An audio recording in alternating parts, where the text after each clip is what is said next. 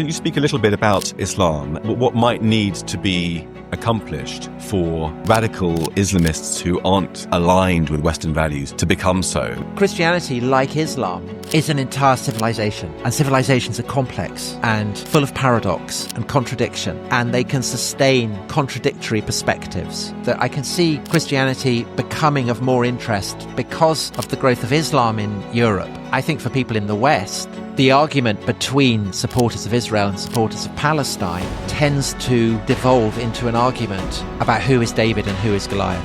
But it's so telling that essentially in the West is what the argument is about. And I don't think that's the case in the Muslim world. So the implication of that is that government cannot be responsibly run according to pure Christian principles. I think that getting rid of the traditional, generational faith of this country doesn't mean that everyone just stops believing stuff. They just start believing all kinds of other stuff. If it then turns people into religious climate change activists, or as it were, or religious trans activists, or it disperses their religious instincts in other ways, that's not a good thing for our culture, is it? You know, earthquakes come along all the time, and we're living through a massive earthquake at the moment. Hello, and thank you for joining us on The Brink. I'm Jake Wallace-Simons, broadcasting from an undisclosed location in a wine cellar. And I'm Andrew Fox, broadcasting from Norway. And today I'm going to be joined by the historian Tom Holland. And the reason that Andrew isn't in this interview is that it's one of those ones that I did as part of research for my book, which is now out. It's called Never Again, How the West Betrayed the Jews and Itself. So extracts from the interview with Tom Holland are included in the book. But now you're about to hear the full unedited conversation between Tom and I. But stick around, because at the end, Andrew and myself are going to be pulling out some aspects of the conversation that are particularly relevant to what's going on in the world this week. We're going to be analysing it and giving it our personal spin on The Brink. So before I go, don't forget to like, subscribe, leave a comment and share this podcast. And if you're listening on audio, of course, give the podcast 5 stars if you're enjoying the show. So Andrew and I will be back in an hour. But in the meantime, I present Tom Holland on The Brink. Today, I'm delighted to be joined by the historian Tom Holland, who, in addition to being a best-selling history writer, is, of course, the co-presenter with Dominic Sandbrook of The Rest is History, the world's most popular history podcast. So, Tom, thank you so much for joining me today. A pleasure. Now, I wanted to talk to you about the theme of the West and faith, the West and the Abrahamic faiths. Of course, you're an expert not just in one, in Christianity, which you've written Dominion about, which is a wonderful book about the how the waters in which we all swim are Christian, but also your book about Islam as well, In the Shadow of the Sword, explores that in detail too. I'm sure you have more than a passing familiarity with Judaism. So absolutely, really looking forward to this conversation. But I wanted to begin by exploring your own Christian faith, if that's not too much of an imposition to start with. Can I ask how you came to feel that you're a Christian and what it has come to mean for you? Well, I was raised Christian. My mother is practicing Anglican, and the church had been an important part of her life as a young woman. She'd lost her parents, and I think she found in a church when she came to London, I think she found a sense of family. And one of she found her best friend there, who then became my godmother, who likewise was a great influence on me. So they always provided kind of moral exemplars for me that were deeply rooted in the practice of their own Christian faith. And on top of that, I was just very interested in the Bible. I enjoyed it. But truth be told, I liked the kind of the more violent sections of the Bible. What Christians would call the Old Testament, the Tanakh. I much preferred the Old Testament to the New, because the Old Testament just had loads more kind of smiting and, you know, pharaohs being drowned in seas and all that kind of tent pegs being hammered through people's heads. Much more fun. And my interest in the Bible was on a par with my interest in the stories of Rome or Greece or King Arthur or the Norse gods. And in all of these, it was always, I was an unpleasant little boy. I liked the kind of the violence of it all, I guess. And perhaps because of that, perhaps because I found the Greek gods in particular much more kind of charismatic and exciting than the God of the Bible. It wasn't that I ever became disillusioned with Christianity. It was just that I found it a bit boring, to be honest, and it kind of faded away. And I guess that I always had a kind of because I associated with my mother and my godmother. I never had a kind of St. Paul on the road to Damascus conversion in reverse. I never lost my faith like that. But it was almost like, a Gibbonian approach. I had a very synesthetic sense of ancient history. I saw ancient Greece, ancient Rome as being blue skies, gleaming white marble. And I saw the coming of Christianity as like the grey drizzle in a late November. Literally a dark age, the deepening shadows of a November afternoon. And, I didn't go to church. I didn't really think about it. And I suppose I came to an interest in Christianity and indeed Islam and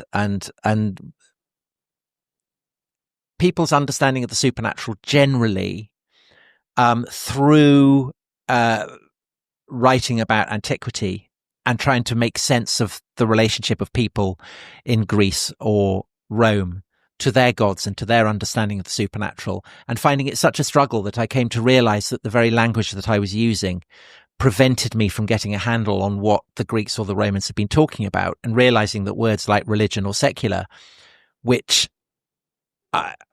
scholars often use in relation to the classical world. They'll often talk about Greek religion or Roman religion or whatever, or talk about the secular space in Greece or Rome. I mean, it seemed to me absolute nonsense that these are such Christian concepts that they act as a filter, stopping us from getting to grips with how the Greeks or the Romans might have seen their gods. And because of that, I started thinking, well, I am much more Christian than I had realized.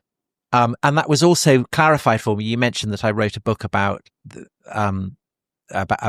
It wasn't just about Islam. It was about the experience of the relationship of God, monotheism, and empire in late antiquity. So it looked at the Church Fathers and the Constantinian Empire, but it also looked at the rabbis and the Talmud, and their relationship to the empires of Rome and to Persia. And then in the long run, the argument was that Islam was a product of this kind of cultural milieu, this sectarian milieu, as it's been called. And writing about that definitely sharpened for me a sense that my assumptions were Christian, and that you mentioned Abrahamic religions. I think that's, I can see why people want to use it. It's a kind of useful way to group them. And I guess that if you're a Hindu, then Jews and Christians and Muslims all look pretty much the same. But I think if you're a Christian or a Jew or a Muslim, actually the other, Judaism or Christianity or Islam, look very different to one another. And that runs quite counter, I think, to the way that religions are generally framed in modern Britain. But I think that it obscures the degree to which certainly my cultural assumptions, the language that I use, and because I'm a product of a country that has been Christian for 1,000 years and more, I would say the vast sweep of society in Britain and the West more generally, that these assumptions are very, very rooted in Christianity. And that's how I came to write Dominion. So in that sense, I would say that I'm Christian, and I would say that the society that we all live in is Christian. Now, whether that equates to faith, and of course, for Christians, faith and what you believe in tends to be more important than it is for Jews. But I just realized that all kinds of things that I believe in the idea that human beings have an inherent value, that there's a kind of deeply rooted equality that should be fundamental to how society organizes itself, the idea that human beings have certain rights. I realized that these were not givens, that there was nothing in a materialist explanation that could justify that. And so, that being so, I decided that I might as well hang for a sheep as a lamb. And I began to find Christianity interesting in a way that I hadn't previously. And I found that reading the Bible as though it were true just animated it, which is entirely what you would expect. I mean, I read it as a kind of literary work, and I read it as a great corpus of historical materials to be quarried for books on ancient history. But these were like the bones in Ezekiel's vision.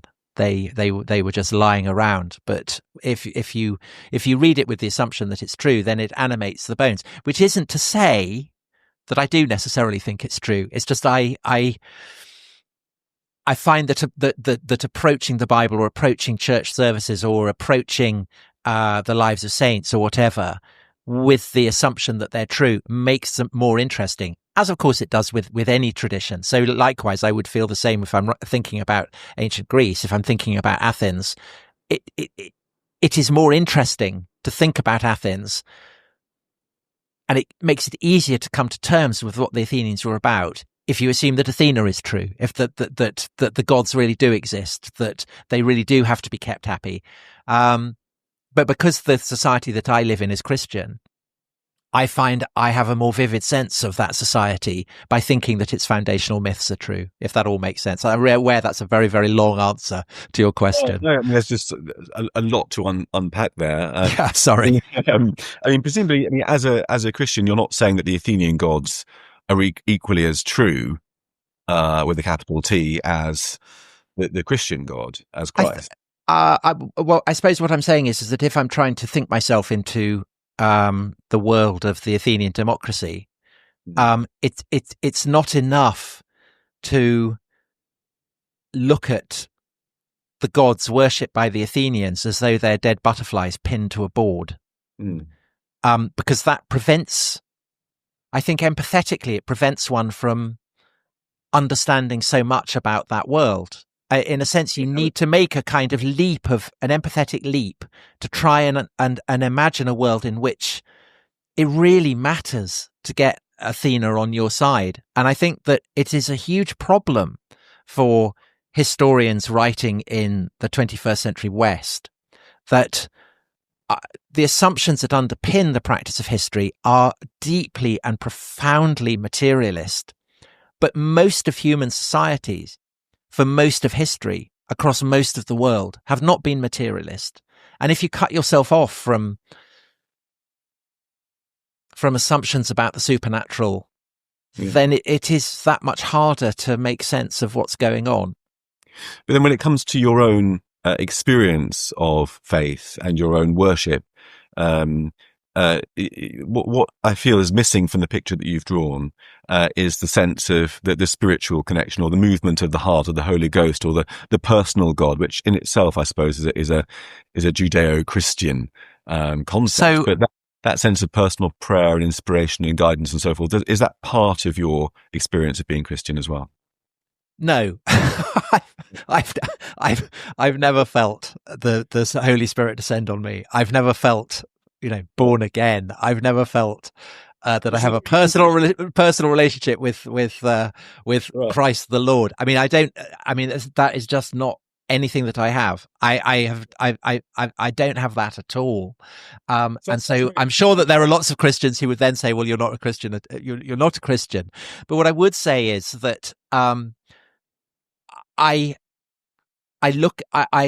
it's kind of like nudging the gear stick out of a kind of materialist bent and allowing myself to think, well, what if it is actually true? What if the world is more extraordinary and miraculous than a materialist could ever think? And there have been moments where, for various reasons, chiefly to do with the fact that I was under great emotional stress at the time. I felt myself open to the possibility of the miraculous. So one of those was I was in Sinjar, which was a town in northern Iraq where there'd been a kind of massacre by the Islamic State of Yazidis. That's when you're making your film about. Yeah. And I was in a church, and it had been systematically demolished by the Islamist goons. And they were they were 2 miles away. I was in a town where people had been crucified. So it was like living in a pre-Christian world, a world where the cross symbolized to the Islamic State, what did it symbolize for the Romans, that it was a kind of an emblem of their not just, their right, almost their responsibility to torture people to death in the name of in the cause of what they felt was right. And so I felt under enormous stress, and it was very hot, and I was very ill. And in this church, the one thing I found was that hadn't been smashed up, miraculously preserved, it seemed. I mean, it seemed to me literally miraculously preserved was an image of Gabriel appearing to the Virgin, the Annunciation. And I imagined what it would be like for there to be angels. And I felt the brush of an angel's wings. And I kind of, hugged that to myself as the only experience I could think of where I'd had an experience of the supernatural. I mean, obviously, a skeptic listening to this will say, "Well, you were dehydrated, you were stressed," and it's telling that lots of the in the Bible, lots of and indeed in the stories told of Muhammad, lots of the experiences of the supernatural are given to those who go out into the desert. And whether there's a kind of cause and effect there, I mean, my rationalist skeptical sense would say, well, yeah, of course. But I parked that and thought, well, maybe I've had a supernatural experience. Great. Now I know what it's like, and it's easier for me now to kind of to bring that experience to my study of the past, because now at last I feel like I've had an experience of it. And then I had a cancer diagnosis, and it was in the Omicron spike. And so the health service was falling to pieces, and I was meant to have been told what the results would be. And I was told the results were going to be pretty bad and all kinds of awful things were going to happen. And Christmas Eve came and they hadn't told me. So I was obviously going to have 10 days or whatever without knowing. And I went to midnight mass in the one church in England, in London, where the Virgin had made a recorded appearance. And at the end of the service, I thought, there's no atheist in a foxhole. I'll go and have a prayer. And I could, from the depths of my kind of misery and anxiety, I could feel my prayer finally taking wing. So, the speech that Claudius has when he's praying, and he can't because his prayers won't rise to heaven because, of course, he's guilty of murder. I wasn't guilty of murder, but my prayers had never risen to heaven. But at that point, I thought, well, maybe it does. And I won't go into the details, but essentially, things didn't turn out to be as bad as I'd thought they were. And I was saved from some quite unpleasant treatment by, pretty hefty coincidence. And because I'd prayed from the depths of my misery and despair on the eve of Christmas in a place where the Virgin had appeared, I allowed myself again to contemplate the possibility that perhaps this wasn't just a coincidence, and that perhaps when I had picked up that picture of the Annunciation and I'd thought that it was all about the angel, perhaps in fact it was about the Virgin. And I absolutely loved this because not only was I always an atheist, but I was very much a Protestant atheist. And the thought that I might have experienced a Marian intervention seemed to me so hilarious. I kind of quite liked the idea of a God who could, give me an intimation of faith and of the miraculous by means of something so contrary to my kind of slightly etiolated Protestant upbringing that I kind of embraced it. So there are times, it's like that image of, you look, it's either a duck or a rabbit. Yes. Sometimes I think, well, it's all just coincidence and, whatever. And other times I think, oh yes, it's transcendent. I've had a merit, the more things in heaven and earth, to continue the Hamlet analogy. So basically that's where I am.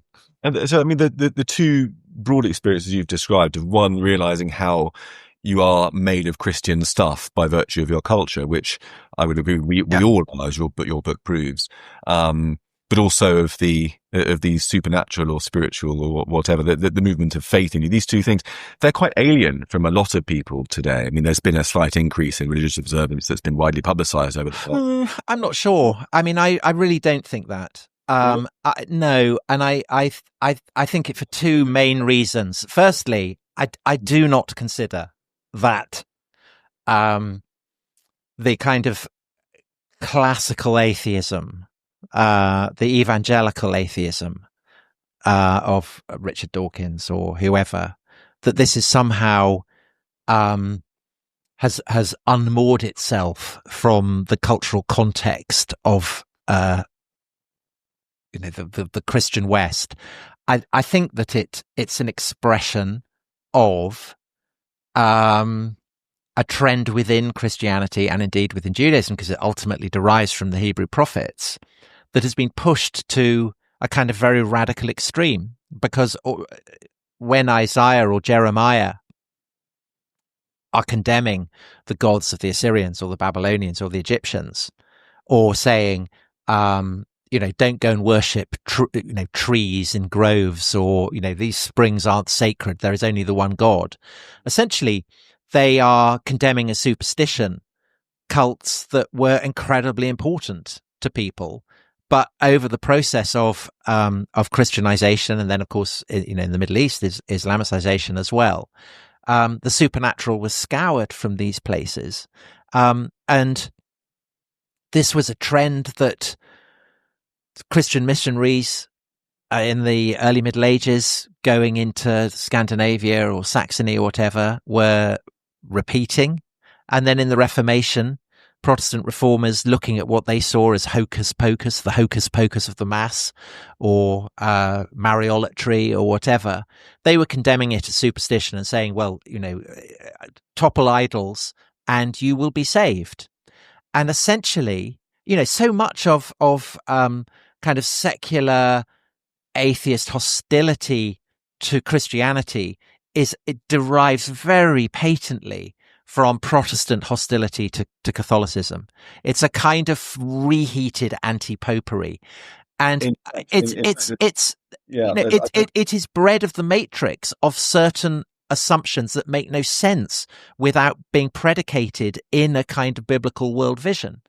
So I don't think that atheists, secularists, humanists have emancipated themselves from that. I think that they are simply a kind of logical endpoint of it. Now, I do think that what has happened over the course of my lifetime is that people in this country have lost connection with the nexus of stories and beliefs and assumptions and practices that had provided a kind of vague background for people. I mean, not everyone went to church, not everyone went to Sunday school, but there was a vague sense that you would know what the story of the Good Samaritan was, or, a vague idea, you have no religion, you put down Church of England. I mean, that was that kind of joke, that kind of joke no longer makes sense. So I think that what has happened over my lifetime is that link has gone.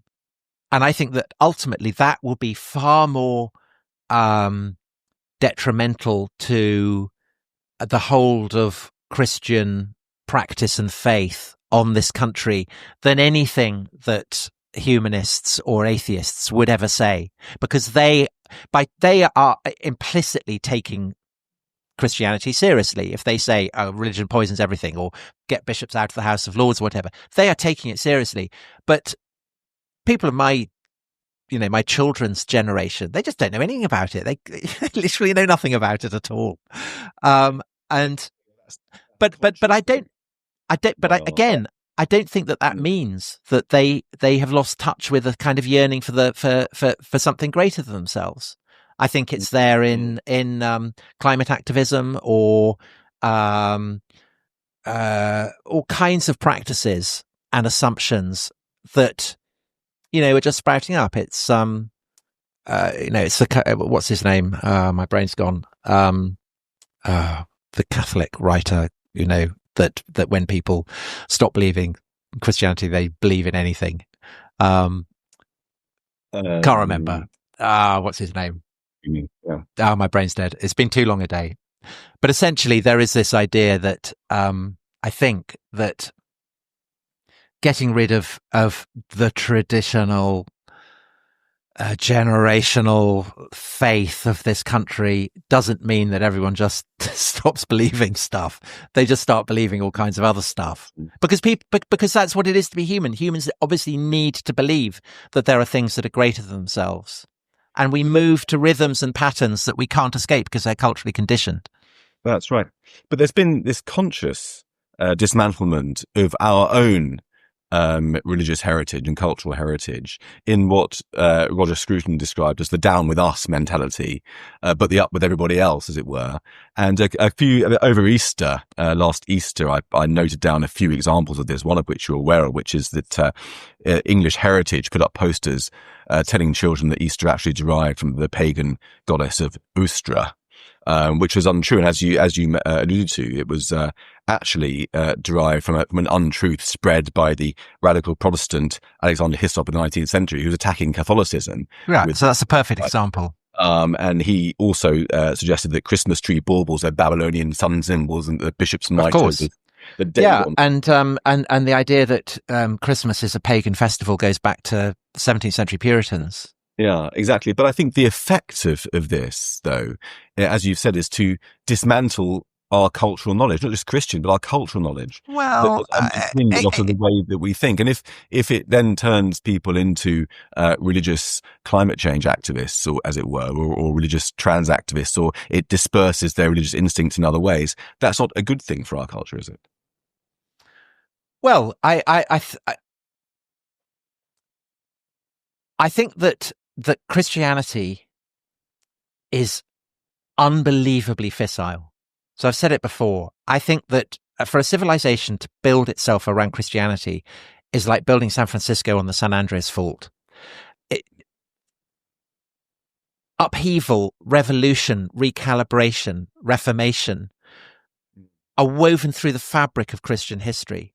And I think, as I said, I think that there has always been a kind of a trend, certainly in Latin Christianity, to view the purging of superstition as something that has to be redone every century or so. But things are speeding up, and we've now reached the stage where the expression of the kind of the Christian instinct for reformatio, which is still clearly very, very strong, and the sense of that the last shall be first and the first shall be last, and the sense that Babylon will be, the whore of Babylon will be humbled, and the lamb will be raised, and all of this, that it's still part of our kind of cultural makeup. It's just that we've lost the moorings that a familiarity with the Bible and church practice had provided. And so it's slaloming off all over the place. But I think the process of dislocation and upheaval is analogous to that experienced by Catholics in the 16th century with the Protestant Reformation.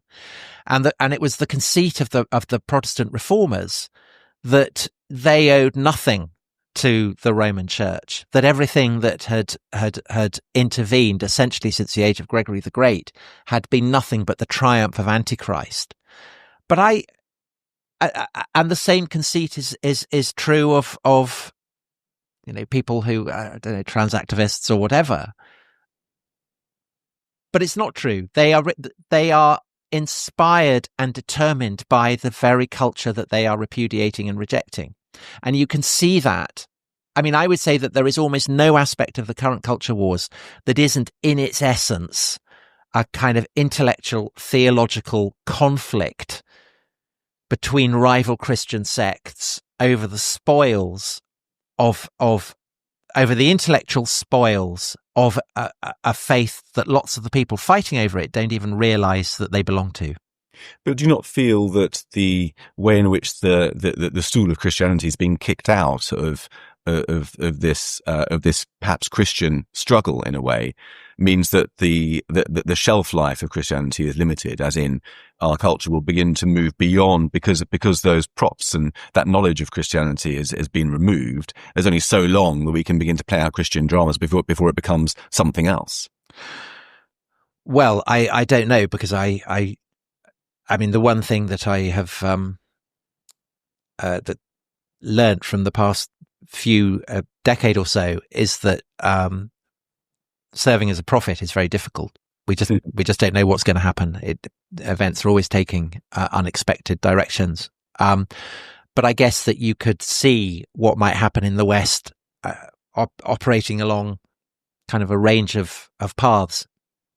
And one might be that the kind of the liberal humanism that I was essentially raised in and took for granted and always thought would be the kind of the intellectual center of gravity in Britain and in the West more generally, that had emancipated itself from the Christian heritage that had given birth to it, that it had enough rocket fuel to generate its own momentum, that the fact that it had Christian roots, I mean, ultimately, human beings were little shrews, and before that we were fish. Evolution happens. So that might be one way of seeing the future, but the other might be, and my sense of the possibility of this has been sharpened by certainly events of the past few months, is that I think a lot of Christian assumptions are quite odd and counterintuitive. And certainly the idea that there might be a strength in weakness, and that a victim might have a moral authority over the victimizer, and that it's those who are most downtrodden who therefore have privilege. I think these are ideas that don't come naturally to humans, who are given naturally to respect power and wealth and strength. Mm-hmm. And we've already had experience in the West of what happens when people jettison the Christian idea that the strong owe a duty of care to the weak, and indeed that there is no Jew or Greek, that all are one. We've already seen what happens when great European countries adopt that as their core ideology. And I think the shock of the experience of Nazism was so profound that it kind of inoculated us against the possible consequences of the collapse of Christian teaching, to valorize the weak and the disadvantaged and the foreign and so on, as a way of being not Hitler. So whereas 100 years ago, people, even if they were, not believers in Christian teachings, the gut instinct of people in the West morally would be to say, what would Jesus do? And then they do it. And I would say that since the Second World War, the instinct has been to say, what would Hitler do, and do the opposite. But I think you could see that fading as living memory of the Second World War kind of passes into history. You can see that inoculation effect might fade, and that we might get back to a kind of assumption that might is right. So that's another possibility. And I think another possibility is that, and this is certainly the path that I've been on, is that people might say, well, I don't really like that. And I quite like to have some kind of basis for thinking all this stuff, about the dignity of human beings and things like that. But I can recognize that there's no basis for it in materialism, in science.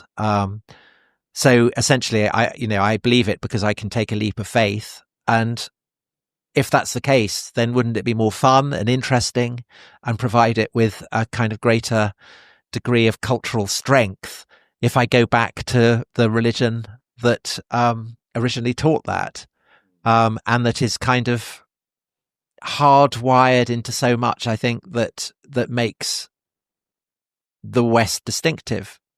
So it kind of goes with the grain of things. Maybe there will be a revitalization of interest in Christianity.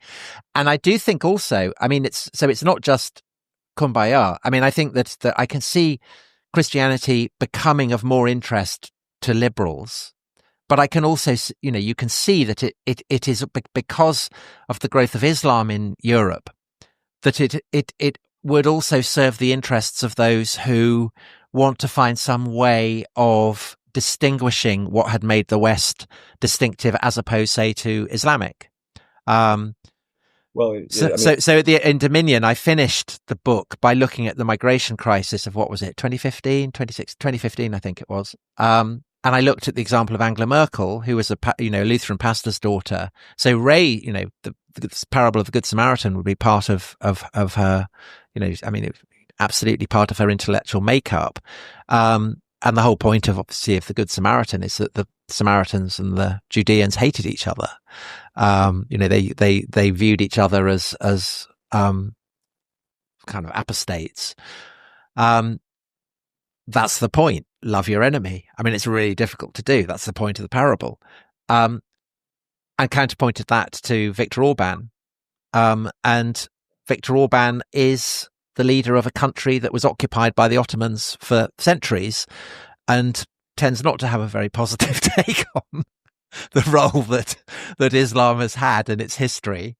And that also, of course, is part of Christian history. And when Christianity, like Islam, is an entire civilization, and civilizations are complex and full of paradox and contradiction, and they can sustain contradictory perspectives. And Christianity provides sustenance for those on what, since the French Revolution, have been called the left and the right. And it makes those perspectives more interesting if you recognize that. And it may be that people both on the left and on the right may, for different reasons, kind of think, well, actually, maybe we threw the baby out with the bathwater. Yeah, from a Jewish point of view, looking at the history of Christianity, it seems rather less peace-loving. Of course, yes, absolutely. That now the Christian anti-Semitism over the last sort of 400 or 500 years, or actually less, really, in modernity, was grafted into radical Islam under the influence of Nazism and so forth. And now radical Islam and jihadism represents the blood libel, represents these ideas which previously been the Muslim, and is now coming back at us. Can you speak a little bit about Islam and the way what might need to be accomplished for more radical Islamists who aren't sort of aligned with Western values to become so? How do we address that difficulty in the West at the moment? Well, just to talk about Christian anti-Semitism, it's been an issue right from the very earliest Christian texts we have, and I quoted approvingly Paul's famous phrase in his letter to the Galatians that there is no Jew or Greek in Christ Jesus. He also says no slave or free, no man or woman. And that seems to me the tiny acorn from which the great tree of so much that is progressive in contemporary society has grown. And it's certainly, I think, the acorn from which a lot of the assumptions of contemporary multiculturalism have grown. But of course, there's a massive issue there for Jews. I mean, maybe they don't want to have their distinctiveness swallowed up into a kind of universalist, globalist mush. And so Paul is wrestling with the implications of that right from the very beginning. And that means that the Jews have always been the counterpoint to Christian universalism. And it's, having talked about how Britain, and let's say specifically England, has been a Christian country for centuries and centuries and centuries. One of the products of that was the blood libel. The blood libel was an English invention. It was essentially invented by the canons of Norwich Cathedral, who wanted a saint, and said that it was a boy who'd been murdered by the local Jews to make a parody of the Eucharist. In actual fact, as a point of interest, the person who first came up with the Norwich blood libel, 1144, was himself a Jew. He was a Jew who had converted to Christianity, right? Who had said that when I was a Jew, I'd heard that they did these things, and now so he'd absorbed that anti-Semitic narrative to the extent. Well, there you see. I don't usually like the phrase Judeo-Christian, but there you have a Judeo-Christian matrix, and it's a dark one. So I've always thought, for that reason, that people in England have a particular duty to guard against the recrudescence of the blood libel, because in a sense we have a kind of national responsibility for it. Anyway, that's by the by. What else? What were you saying? What were you asking? I'm sorry. It's so relevant because we, now the blood libel's back in action, isn't it? I mean, people, you can't go on the internet for more than half an hour without coming across somebody accusing Israelis of being gratuitous baby killers. I think that it is in the radical Islamic culture. I think that it's been both the privilege and the terrible misfortune of the Jews to play such an important part in Christian mythology. And there's a simple fact that people in Britain have always, and people in the West generally, have always been obsessed by what Christians would call the Holy Land for obvious reasons. There's obvious reasons why Israel, Palestine would interest people in a way that, say, Kashmir doesn't, or Sudan, or other, or Myanmar, or other areas where people are suffering. And inevitably, I think for people in the West,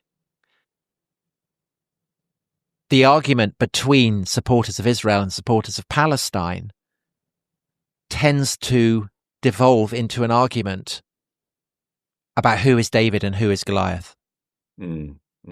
So if you're, if you're looking at a Palestinian child mourning the death of her parents in an Israeli airstrike in Gaza, I mean, there's no question who Goliath is in that equation. But equally, if you're an Israeli surrounded by millions of people who want to destroy you, then you're going to cast yourself as David. But it's so telling that essentially in the West is what the argument is about. And I don't think that's the case in the Muslim world. No.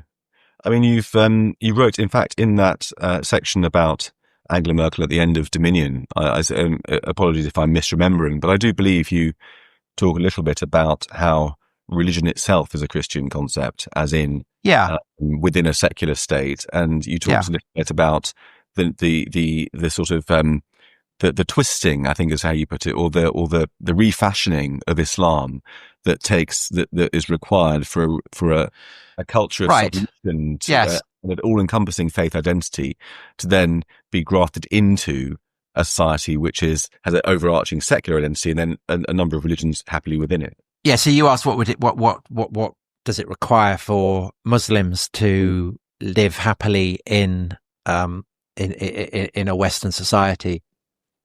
And essentially, it requires Muslims to accept that they. If you've been enjoying the conversation so far, don't panic. To catch the rest of the episode, just head over to our Substack at thebrinkpodcast.co.uk. And don't forget to grab a copy of my brand new book, Never Again: How the West Betrayed the Jews and Itself, in all good bookshops now.